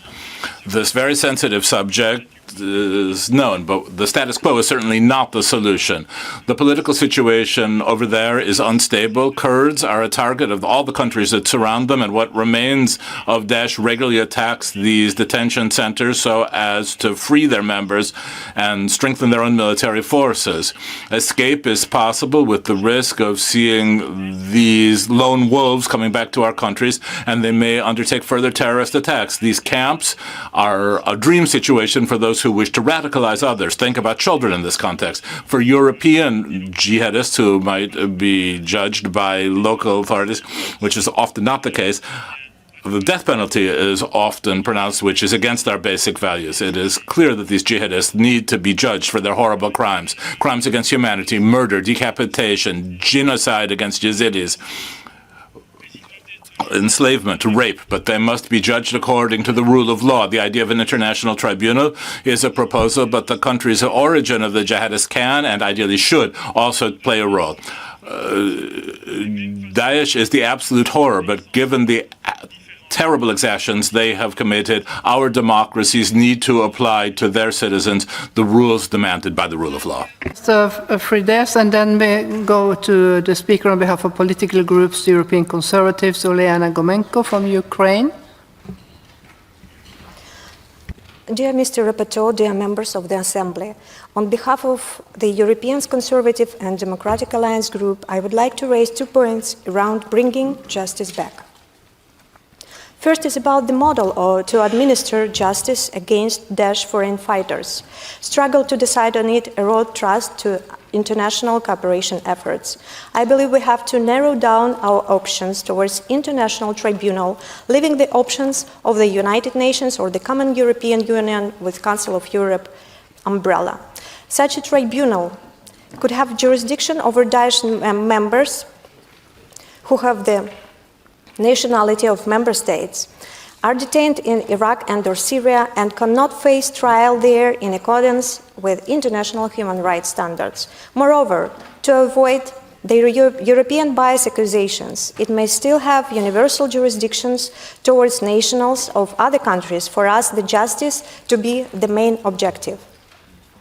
This format would also provide that due process rights would be guaranteed in the Charter to the new tribunal, which would exclude the death penalty as inconsistent with international human rights standards. We support the idea that pending the setting up of a tribunal, we should give priority to the prosecution of the national courts of suspected Daesh fighters and members who come within their jurisdiction or control on the basis of principle of active personality or universal jurisdiction, especially what comes to universal jurisdiction. Our state should not eventually become a cozy home for war criminals, no difference where they committed crimes in Syria, Iraq, or Ukraine. Their return to their own countries, be it in Europe, be it anywhere else, should not be assumed as something that it is a logical chain of events. Not only do they pose a grave security risk upon returning, and is public opinion in these countries very much against them returning. This also takes away the chance of the countries and people who were victims to their crimes to see justice done on the shortest notice possible. On this background, the action of individual member states is very commendable, and we should perceive it as an example. They might provide a wider support to our other states to make us stronger collectively. Secondly, we should pay close attention towards preventing the spread of their activity globally. Vast efforts have been invested towards curbing the ability of such organizations to commit war crimes. This has to continue. We deem it essential to keep the strong position against exploitation of war crimes and genocide. Foreign fighters and mercenaries are strong as ever before. For instance, Wagner Group, that became very important to the Russian military machinery and the brutal genocidal efforts in Ukraine, keeps undermining the right to self-determination and committing war crimes all over the world. In Central African Republic, Mali, Libya, Sudan, no name a few. If we could not prevent war criminals and genocide, then we must at least punish it. Unfortunately, justice is not inevitable. We are here to prove we care. Thank you. Thank you, Mrs. Komenko. And then we continue to Mrs. Boriana Åberg from Sweden and the EPP Group. Colleagues, I'd like to thank Mr. Omsik for the excellent report. It clearly illustrates the importance of punishing the Daesh perpetrators for the abhorrent crimes they have committed: genocide, enslavement, murder, torture, rape, and sexual slavery of women and children. The report also shows the difficulties in prosecution of the committed crimes due to a lack of the necessary structures needed for an international court process. The situation seems insolvable, and there truly is not silver bullet. To send these perpetrators to the European countries in which they have citizenship is not without complications. Some countries completely lack adequate legislation, and pursuing legal proceedings for gross violation of international law which have occurred in a different country is difficult, not the least for the victims and witnesses who lack the possibility to appear in court. In Sweden, preliminary investigations of Daesh women for crimes against humanity and war crimes have been dropped due to difficulties with the evidence. It's truly offensive that Daesh women are let free to take use of Swedish welfare while the survivors from their crimes remain in camps or makeshift shelters. Sweden has also been late with criminalization of torture, which means that a Daesh perpetrator who is brought back to Sweden and is responsible for torturing hundreds of individuals in Syria during 2018 is able to avoid criminal liability. If the act has occurred before an armed conflict in Syria is legally recognized, the crime cannot be classified as a war crime. The law criminalizing crimes against humanity became effective first in July 2014 and cannot be applied retroactively. It's worth remembering that Daesh is only defeated territorially, and many active cells remain, even in Europe, to bring back terrorists from the camps in Syria to later fail convicting them and allow them to roam freely is not only mockery against the victims of the crimes, but also a severe security risk. This is why member states need to intensify their efforts toward establishing of a special international tribunal or hybrid tribunal. Thank you, Mrs. Åberg. And then we continue with Laszlo Torok-Sky from Hungary. The floor is yours. Thank you, Madam President. There is no place for terrorists or terrorism in Europe. The only issue we can discuss is children's rights. First of all, we have to talk about the fact that the very idea of even raising the question of whether we want to allow terrorists back into our countries is absolutely crazy. Secondly, we need to talk about the fact that European countries, especially the left liberal politicians, are defending real terrorists and terrorist organizations, while at the same time they are easily labeling those who have nothing to do with terrorism with all kinds of offensive remarks. In this building, in this hemicycle, at the Parliamentary Assembly of the Council of Europe, Mr. Paul Gavin did the same. He called my speech, in which I also spoke about the rights of tax-paying, law-abiding Europeans in relation to migration, a hate speech. Meanwhile, Mr. Gavin himself is protesting and fighting for the leader of a terrorist organization, the Kurdistan Workers' Party, which is based on communist ideology and is responsible for the deaths of thousands of people.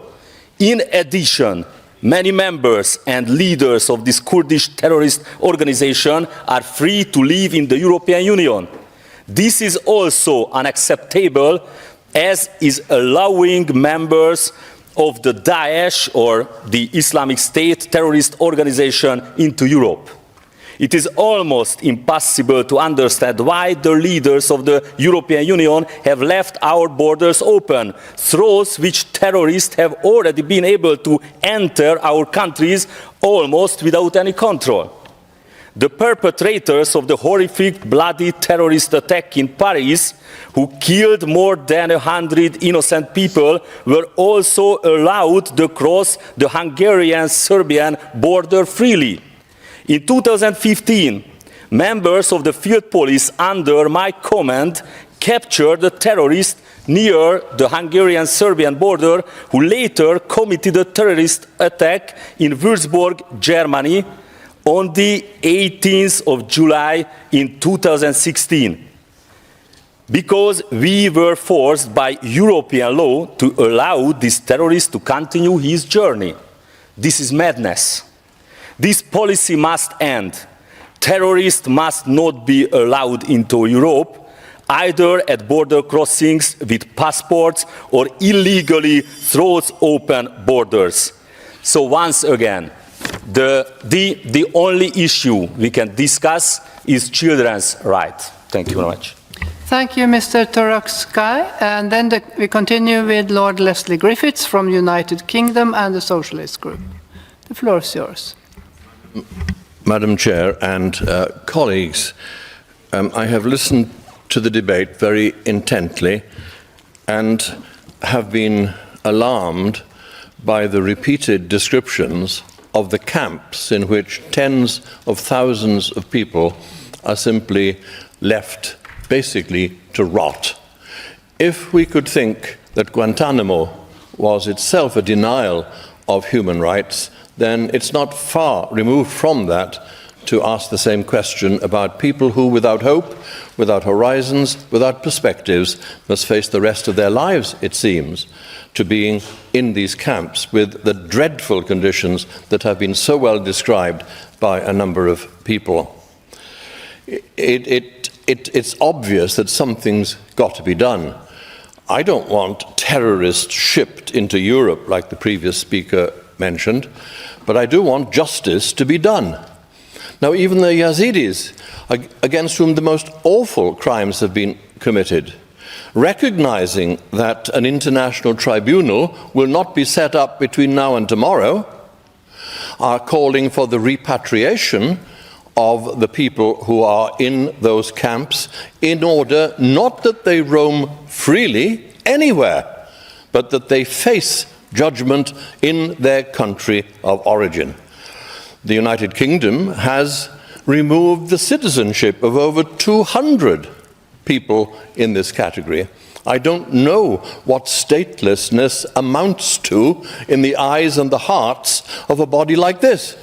But somebody's got to give some thought to it, and it needs to be dealt with. And the one thing that's sure is that if we worry about bringing people from the camps into our different countries, terrorists walking freely in our lands, let it be certain that there where they are now, the day will come when the cross-fertilization of terrorist ideas will explode into an eruption of terrorism worse than any we've seen right now.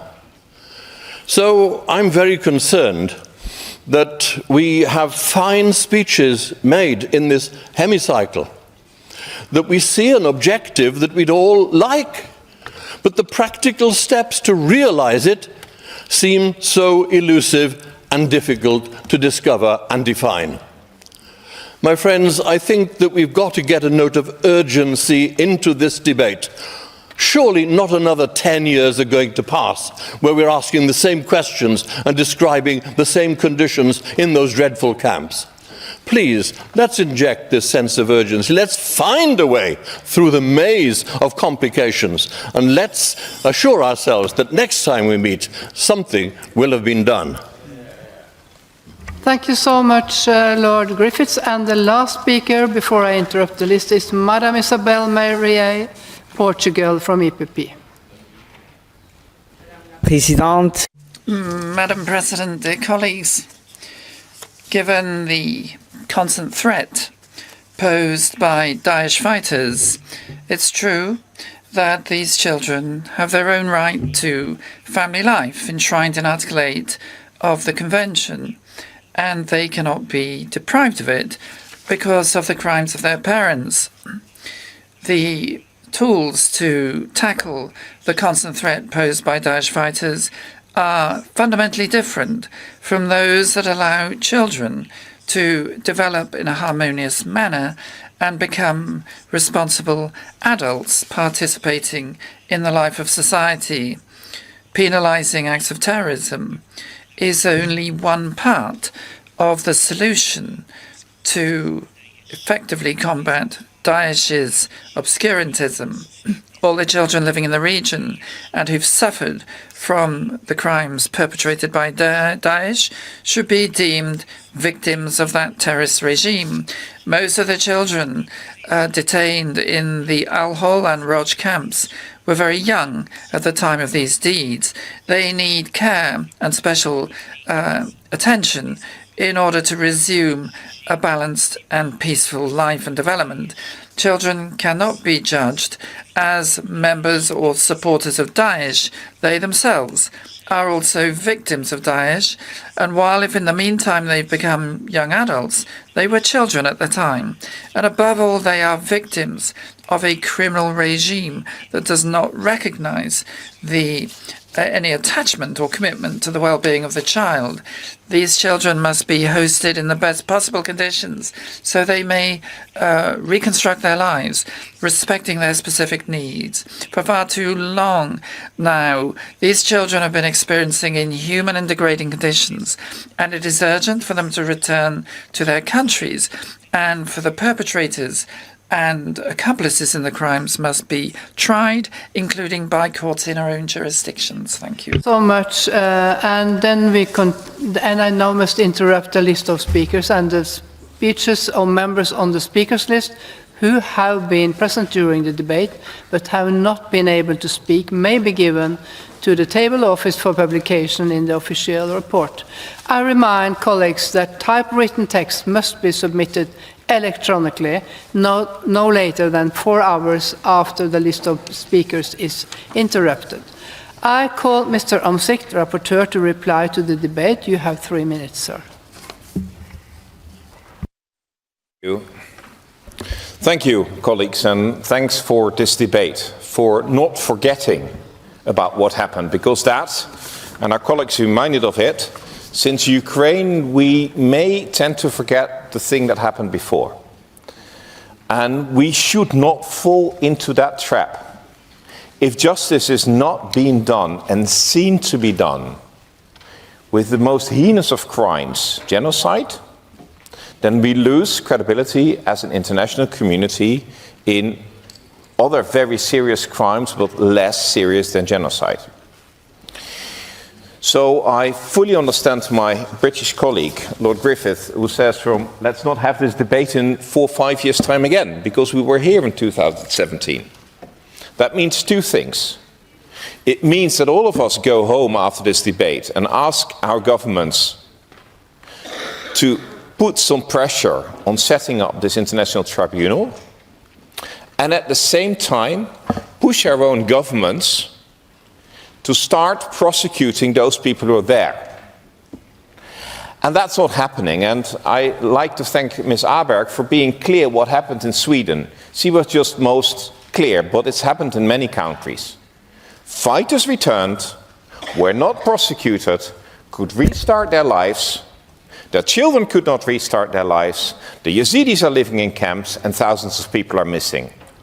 That's the opposite of justice being done and justice being seen to be done.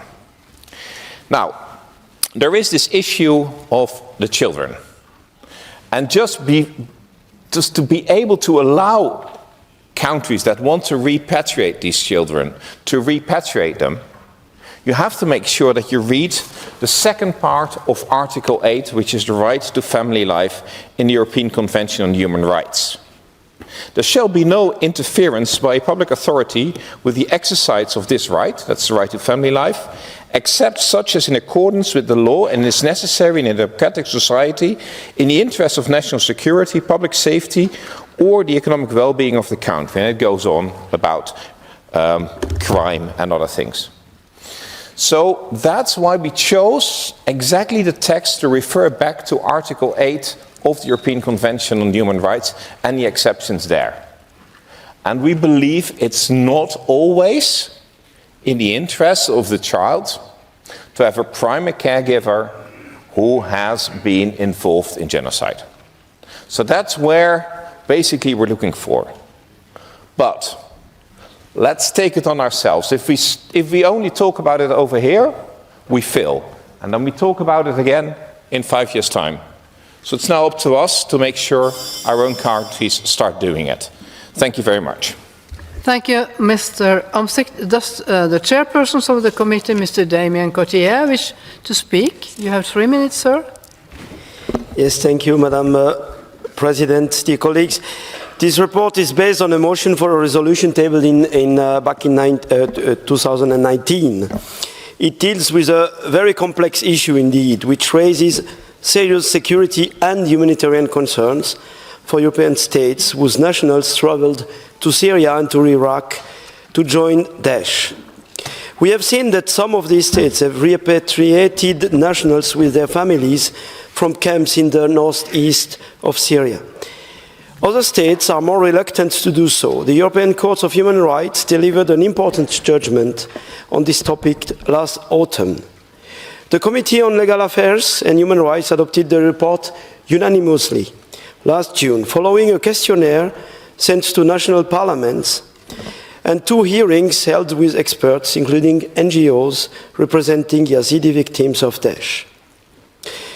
The committee had a meeting this afternoon and supported actually the compromise, we will look at that later, that was found when it regards the amendments proposed by the Committee on Social Affairs.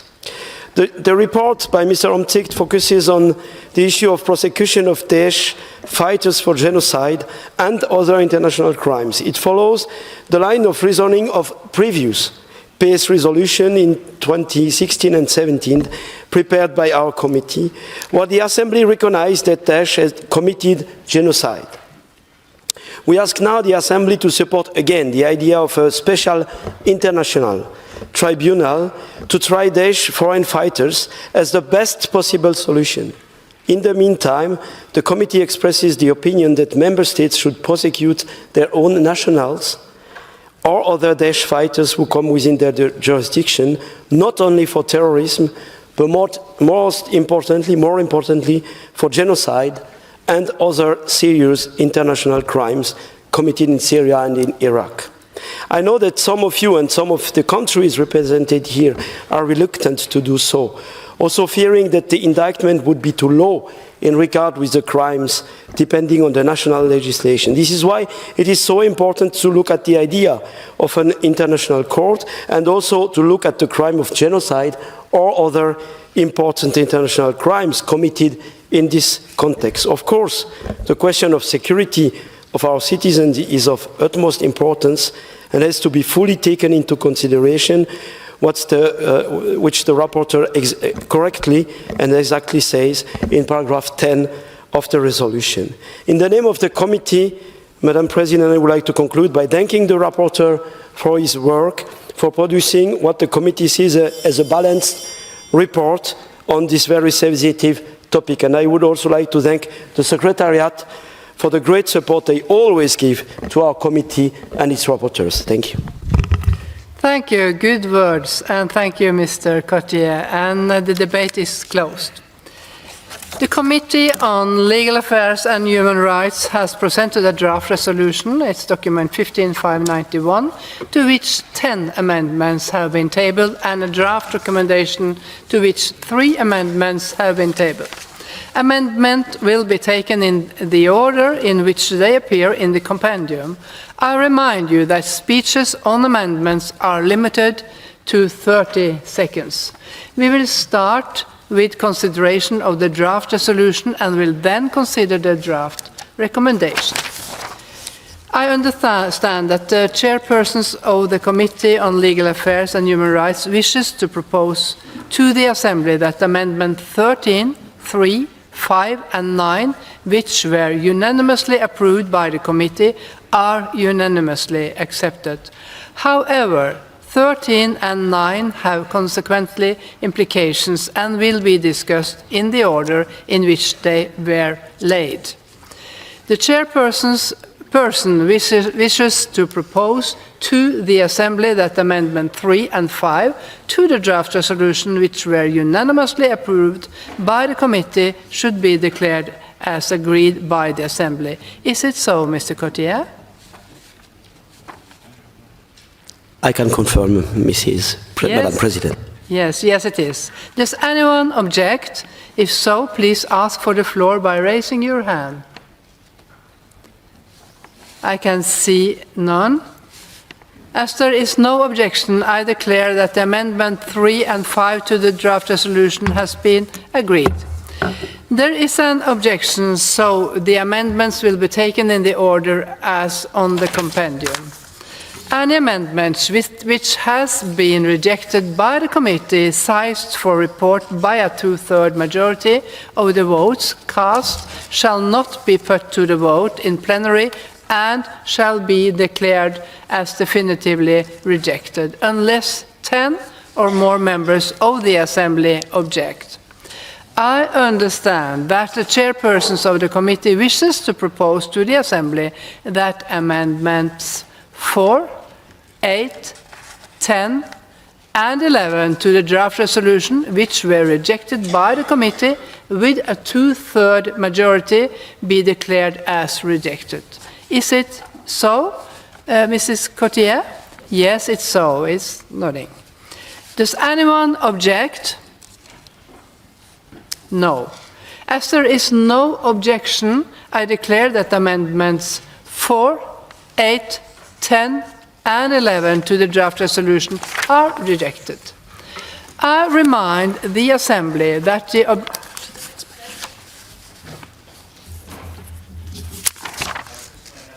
Yes, you put your hand. 257, say your name. Max Lux, Germany. Yes. Yes, and I would like to keep Amendment 11. You want to keep Amendment 11. I remind the Assembly that the objection must be supported by at least 10 members. So if you want to keep it, you need 9 more or even more. I cannot see. I see only you. 2, 3, 1, 2, 3, 4, 5, 6. It's still less than 10. So, once again, so I do not do any mistake. Raise your hand. 1, 2, 3, 4, 5, 6, 7. Sorry. Is less than 10. So then I continue. Fewer than 10 members object, and so the amendments are rejected. I call the chair of the Committee on Social Affairs, Health and Sustainable Development to support Amendment 1. You have 30 seconds. The chair of the committee. No, Mr. Shenak. Yes? No. I'm not the chair. You're good enough. Amendment number 1 and amendment number 2 are part of the compromise in amendment number 13. Both amendments was unanimously adopted in the social committee, so I cannot withdraw them official, but I cannot support them. So please understand, Amendment 1 and Amendment 2 are now included in Amendment 13 as a compromise. Thank you. Does anyone wish to speak against the amendment? Mr. Omzicht? I'd like to repeat the words of Mrs. Shenak. We reached a compromise text on number 13, and that's why we would like you to reject this amendment and accept Amendment 13. Now, we won't vote on Amendment 13 because it was voted on unanimously, but then we would have a consistent text, which also takes into account some of the points raised by Mr. Daams. Thank you, Mr. Omzicht. What is the opinion of the committee on the amendment? It's the same opinion, actually, Madam President. So the committee supported unanimously Amendment 13 and rejected amendment with a clear majority amendment number 1. You're against amendment number 1. Okay. I shall now put the amendment to the vote, and the vote is open.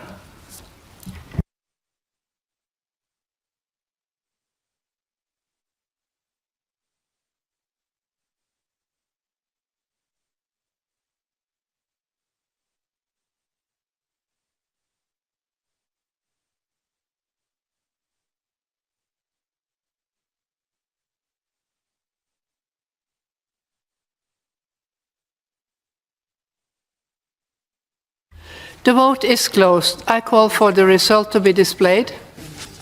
And you see the result, and the amendment is rejected. Then we continue, and I call Mr. Schäfer to support Amendment 13. You have 30 seconds.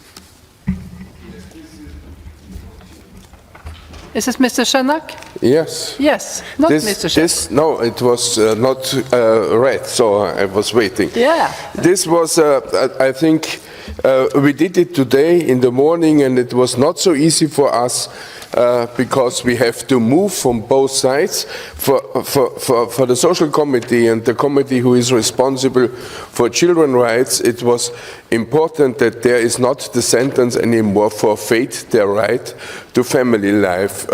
And I think this compromise, I stay behind this compromise, and I hope this compromise gets a big majority.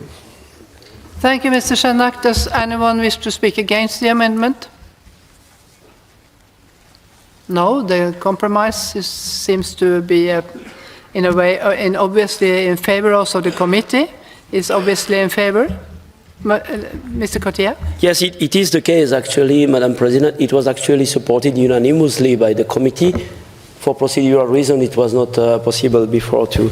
We have to vote on it because it was linked with other amendments, but it's a unanimous support from the committee.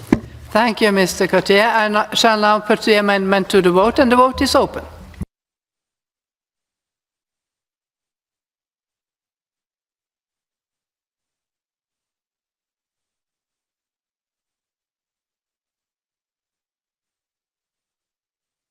The vote is closed. I call for the result to be displayed.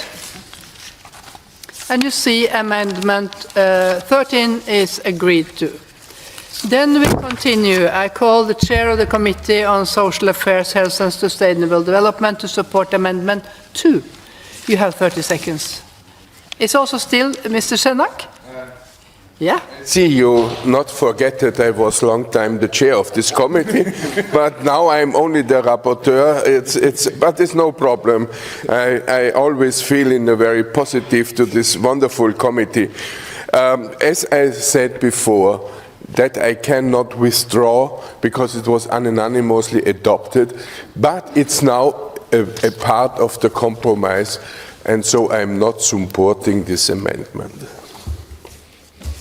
You are not supporting. So then, does anyone else wish to support this amendment? No.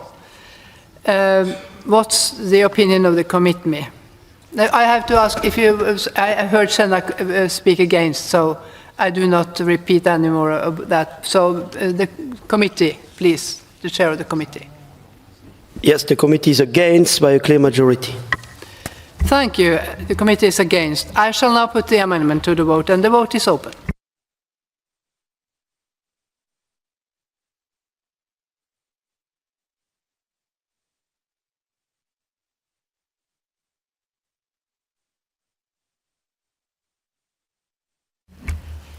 The vote is closed. I call for the result to be displayed.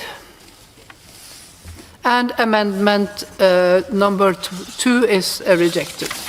Then we continue, and I call Mrs. Komenko to support amendment 9, and you have 30 seconds. She's not here? Yes, you are. Madam President, Yes? I think you were mentioning Amendment 8 because I was submitting Amendment 9. I have Amendment 9, so, but I can ask otherwise. Does anyone else wish to support this amendment? Sorry, my apologies. No, yes, you're welcome. Yes. Besides the work of the law enforcement bodies, there are more actors who track atrocities in such cases, and these are the journalists and the media. Their role, as well as the role of social media, human rights activists, and ordinary citizens, is huge in collecting, preserving, and verifying open source information related to the war crimes. And this demand is in line with recently adopted Digital Services Act of the EU. Thank you. Thank you. Does anyone else wish to support this amendment? No, I don't see. I have been informed that Mr. Omtzigt wishes to propose an oral sub-amendment as follows. And that's about to replace the words evidence of war crimes and human rights violations with evidence of genocide, war crimes and other human rights violations. In my opinion, the oral sub-amendment is in order under our rules. However, do 10 or more members object to the oral sub-amendments being debated? No, I do not see. Fewer and not at all members object to the oral sub-amendment being debated. Therefore, I think it's Mr. Omtzigt to support his oral sub-amendment. You have 30 seconds. It's a very useful amendment, but it left out one word, and that's evidence of genocide. So I propose to also, if we ask these online platforms, and it will be quite difficult to ask them, and if they preserve evidence, then they should not only preserve evidence of war crimes and other human rights violations, but also of genocide, because we determined that genocide happened there. So to insert the word genocide. Thank you, Mr. Omtzigt. Does anyone wish to speak against the oral sub-amendment? No, I see none. What is the opinion of the mover of the main amendment? And then I go back to, I think I go back to Mrs. Komenko. What is your opinion? I agree with Mr. Rapporteur. Thank you. You agree to Mr. Omtzigt. And the committee is obviously in favor? Yes, of the amendment. I will now put the oral sub-amendment to the vote, and the vote is open.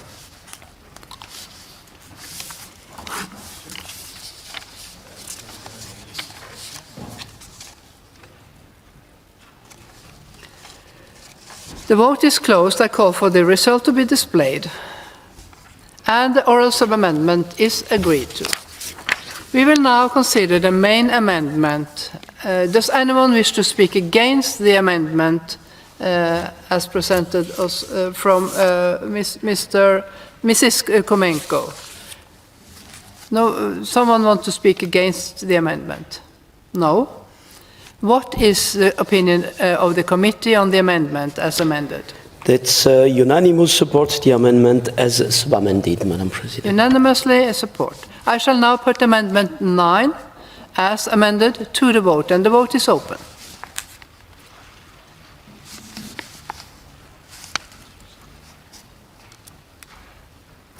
And the vote is closed. I call for the result to be displayed. An amendment as amended is agreed to. I will now proceed to vote on the draft resolution contained in document 15591 as amended. A simple majority is required. The vote is open.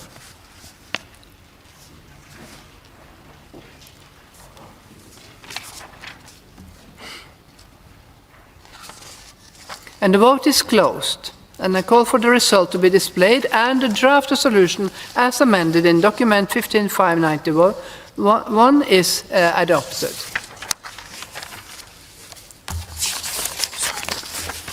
And I understand that the chairperson of the Committee on Legal Affairs and Human Rights wishes to propose to the Assembly that Amendment 6 to the draft recommendation, which was unanimously approved by the committee, should be declared as agreed by the Assembly. Is it so, Mr. Cotier? Yes, it is. Does anyone object? If so, please ask for the floor by raising your hand. I see none. As there is no objection, I declare that Amendment 6 to the draft resolution has been agreed. There is an objection, so the amendment will be taken. No, this is not right. Yeah. Any amendment which has been rejected by the committee desires for report by a two-thirds majority of the votes cast shall not be put to the vote in plenary and shall be declared as definitively rejected unless 10 or more members of the Assembly objects.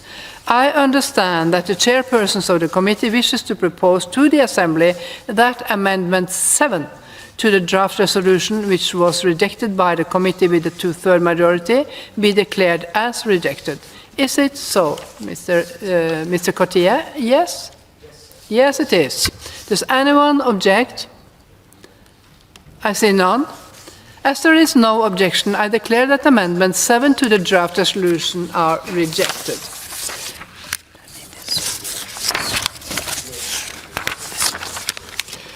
I call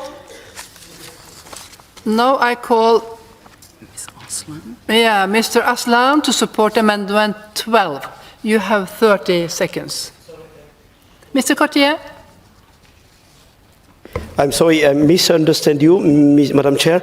Madam President, the Amendment 12 was also rejected by the committee by a two-thirds majority, 16-7 actually, it's a two-thirds majority. It's also rejected by the committee, so then I have to ask if someone wants to keep it. Yes, 52. Thank you, dear, Say your name. President. Mrs. Arslan, I would like to support amendment number 12. I want to vote.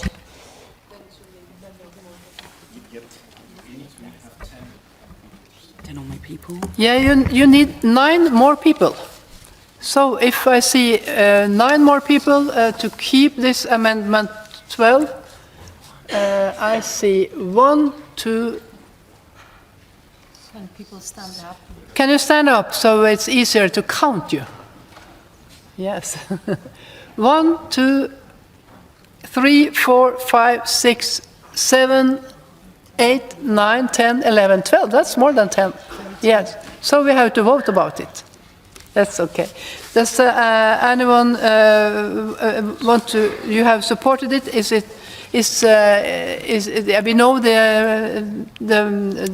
position of the committee, but Mrs. Aslan, you want to move it. So then the floor is yours.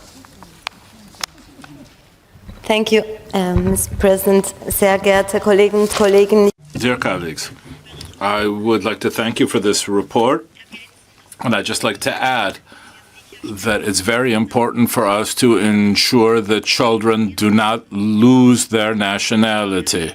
This has already been several times. They are victims, they are not perpetrators.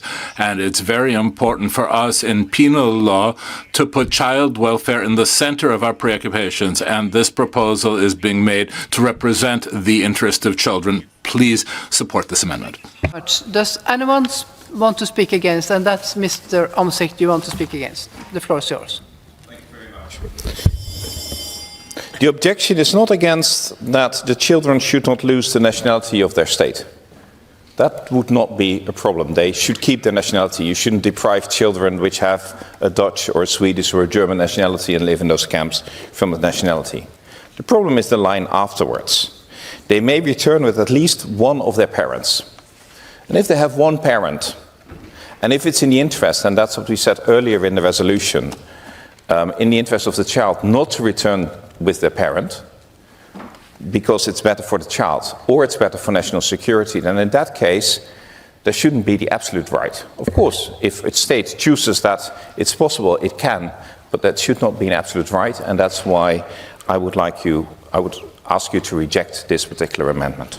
Thank you, Mr. Omsicht, and the committee was also against, as we heard Mr. Cotier, the chairperson of the committee.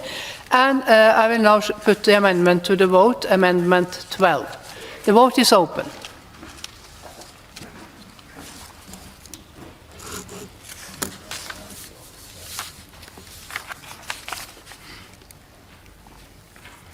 And the vote is closed, and I call for the result to be displayed. Yes, the amendment is agreed to. We will now proceed to vote on the draft recommendation contained in document 15/591 as amended. A 2/3 majority is required, and the vote is open.